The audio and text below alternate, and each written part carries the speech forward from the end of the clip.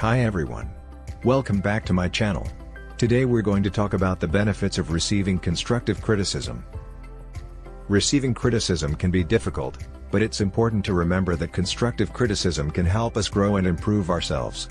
Constructive criticism is the feedback intended to help us improve, and it can be incredibly valuable in our personal and professional lives. 1.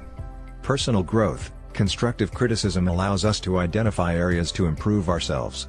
By being open to feedback, we can learn from our mistakes and develop new skills to help us succeed. 2. Improve relationships. Constructive criticism can improve our relationships with others. We can build trust and respect with those around us by listening to feedback and making changes based on it. 3.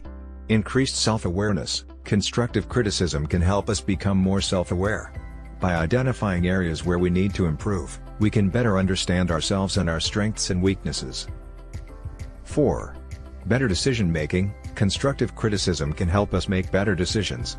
By considering feedback, we can make more informed choices that will benefit us and those around us. These are just a few of the benefits of receiving constructive criticism. Being open to feedback allows us to grow and improve ourselves in ways we never thought possible. That's all for today's video. Thank you for watching.